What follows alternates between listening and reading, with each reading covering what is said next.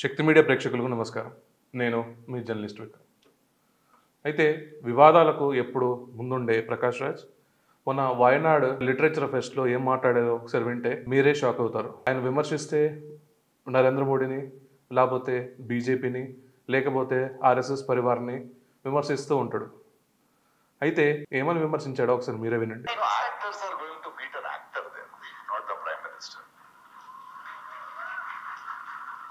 He is a useless,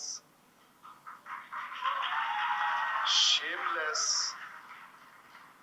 heartless, visionless man we have. విన్నాం కదా మిత్రులారా, ఇందాక ఏం మాట్లాడుతున్నాడు. నరేంద్ర మోడీ గారు వచ్చేసరికంటే ఒక యాక్టర్ అంట. యాక్టర్స్ని కలుస్తాడు కదా, ఆయన ఒక యూజ్లెస్ ఫెలో, అతను ఇంకా ఆయనకు విజన్ లేదు అనేసి మాట్లాడుతున్నాడు. అయితే ప్రకాష్ రాజ్ చెప్పినట్టు నిజంగా నరేంద్ర మోడీ గారికి విజన్ లేదు. విజన్ లేకుండానే 3 టర్మ్స్ గెలుస్తాడా అనేది ఒక క్వశ్చన్ మార్క్. అలాంటి హేట్రైడ్ స్పీచ్ నరేంద్ర మోడీ గారి మీద ఎందుకు వస్తుంది? ఒకసారి డాట్స్ కనెక్ట్ చేద్దాం ఫ్రెండ్స్. ప్రకాష్ రాజ్ ఎక్కడ మాట్లాడాడు? Place Wayanad literature festival.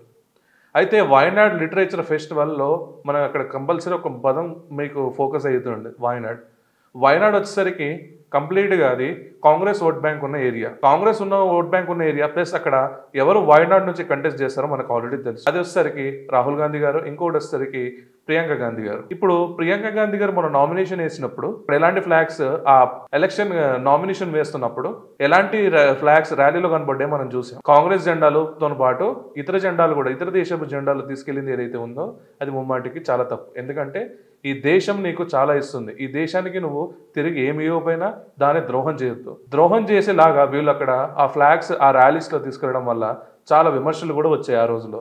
కానీ అదే పోలరైజేషన్ ఆఫ్ ఓట్స్తోని ఆ రోజు వాయనాడులో తను గెలవడం కూడా జరిగింది. అయితే రాహుల్ గాంధీ గారు ఎవరైతే అప్పుడు గెలిచి దాని తర్వాత అక్కడ విత్డ్రా చేసుకున్నారో ఒక చిన్న సంఘటన కూడా జరిగింది. ఇక్కడ రాహుల్ గాంధీ గారు రిజైన్ చేసే ముందు ఒక జలప్రలయం వచ్చింది. అక్కడ ల్యాండ్స్కేప్స్ ఏదైతే కింద పడ్డాయో మనం చూసాం.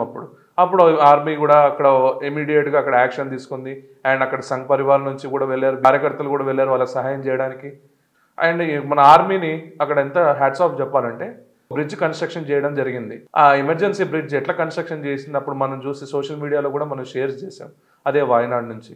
అయితే ఇంతలా అక్కడ ఆర్ఎస్ఎస్ ఫ్యామిలీ, అక్కడ ఆర్ఎస్ఎస్ పరివార్ కానీ బీజేపీ కానీ అక్కడ వచ్చేసరికి హెల్ప్ చేసిన వాళ్ళ ఓట్లు ఎప్పుడైనా కాంగ్రెస్కే పడతాయని చెప్పేసి అనుకోవచ్చు మనం. అది మొత్తం మనకి బీజేపీకి అగెనెస్ట్ కాబట్టి అక్కడ కమ్యూనిస్టులు కంటే ఎక్కువగా రాహుల్ గాంధీని ఎక్కువ ప్రేమిస్తారు కాబట్టి, అంటే Congress vote bank, Congress polarization of votes మనకు తెలుసు ఆల్రెడీ ఎట్లా అపీస్మెంట్ పాలిటిక్స్ ఉంటాయో. సో ఈ అపీస్మెంట్ ఆఫ్ పాలిటిక్స్కి మొగ్గు చూపుతారు కాబట్టి కమ్యూనిస్ట్ అండ్ కాంగ్రెస్ తప్ప ఇంకొకటి అక్కడ పార్టీ రాలేదనేసి మనకి రికార్డ్స్ చెప్తున్నాయి. ప్రకాష్ రాజ్కి ఒకటి తెలియంది ఏంటంటే హీఈస్ షేమ్లెస్ అండ్ ఫేమ్లెస్ కూడా. అసలు సినిమా ఏ ఆఫర్స్ రాకపోవడంతో బ్రెయిన్ మొత్తం డిస్టర్బ్ అయిపోయి బ్రెయిన్లో వాటర్ లెవెల్స్ పెరిగి ఇష్టం ఉన్నట్టు ఒక పర్సన్. ఇప్పుడు ఒకటి కత్తి మహేష్ స్టోరీ చూసాం మనం. కత్తి మహేష్ ఏం చేస్తాడు? ఒక చిన్న క్యారెక్టర్ అయినది ఏది ఒక సినిమా ఇండస్ట్రీలో. ఎవరి ఫ్యాన్స్ గెలిగితే అక్కడ మండిపోతారు, సైకిక్ గుంటారు అంటే పవన్ కళ్యాణ్ ఫ్యాన్స్. ఎందుకంటే వాళ్ళు అక్కడ ఆయన దేవుడిగా భావిస్తారు. సో పవన్ కళ్యాణ్ ఫ్యాన్స్ని గెలకడం స్టార్ట్ చేశారు. పవన్ కళ్యాణ్ ఫ్యాన్స్ని గెలకడంతో అక్కడ కత్తి మహేష్కి వచ్చేసరికి ఫేమస్ అయిపోయాడు.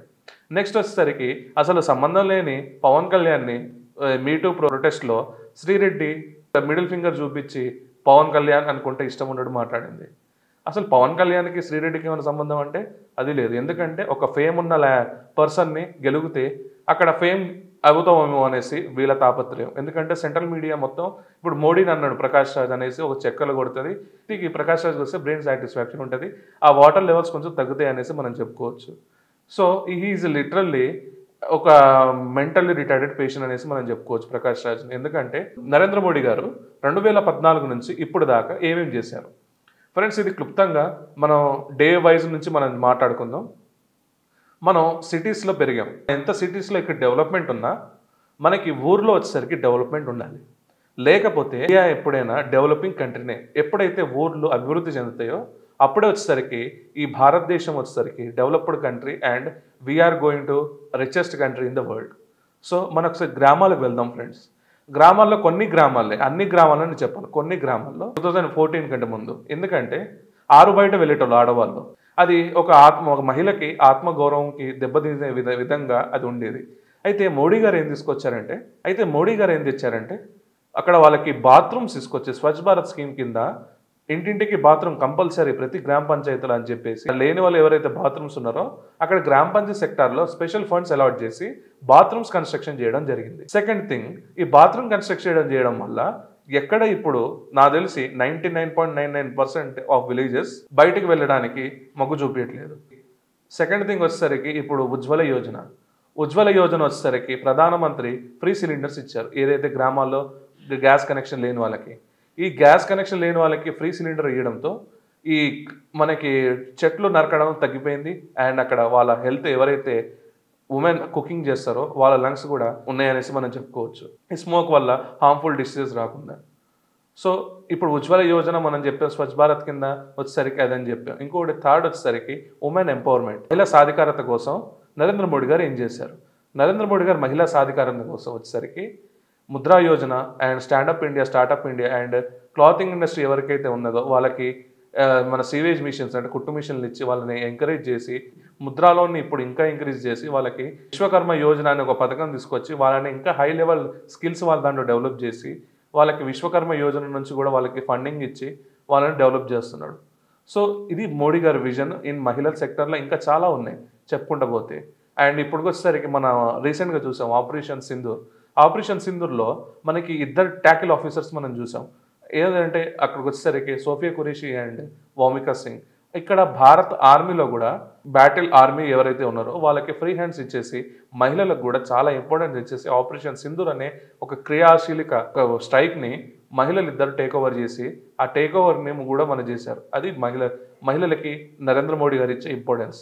అండ్ ఇంకోటి వచ్చేసరికి విక్రమ్ ఇదేనా మనకేనా అంటే ఒకసారి మనం చూద్దాం. ఇప్పుడు మనకి జీడిపి వచ్చేసరికి $4.2 ట్రిలియన్ జీడిపికి ఆల్రెడీ మనం ఉన్నాం ఇప్పుడు ప్రజెంట్.